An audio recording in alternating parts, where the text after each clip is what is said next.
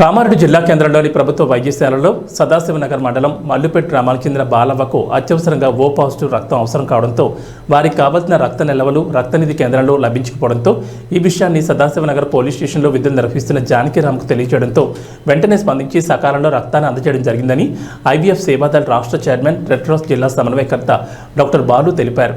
నేటి సమాజంలో రక్తదానం పట్ల అపోహలు ఉండడం జరిగిందని, రక్తదానం వల్ల ఎలాంటి నష్టాలు రక్తదానం చేసేవారికి ఉండవని అన్నారు.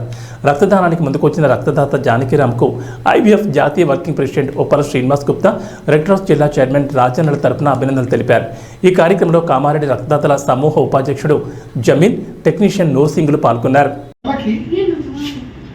ఈరోజు కామారెడ్డిలోని జిల్లా కేంద్రంలో ప్రభుత్వ వైద్యశాలలో మల్లుపేట గ్రామానికి చెందినటువంటి బాలవ్వ అనేటువంటి పేషెంట్కి అత్యవసరంగా ఓ పాజిటివ్ రక్తం కావాలని వాళ్ళ కుటుంబ సభ్యులు సంప్రదించారు.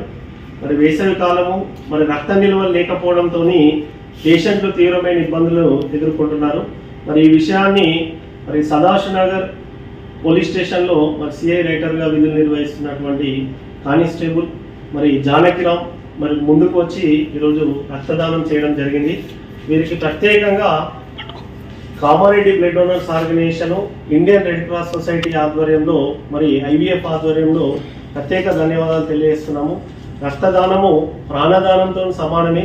రక్తదానం చేయడం అంటే తోటివారి ప్రాణాలను కాపాడడమే. మరి వీరికి మరి జిల్లా కలెక్టర్, మా రెడ్ క్రాస్ జిల్లా అధ్యక్షులు మరి వారి తరఫున మరి ఐవీఎఫ్ జాతీయ వర్కింగ్ ప్రెసిడెంట్ ఉప్పల శ్రీనివాస్ గుప్తా తరఫున ప్రత్యేకంగా అభినందనలు మరి జానకిరామ్ సార్ గారికి తెలియజేస్తున్నాం.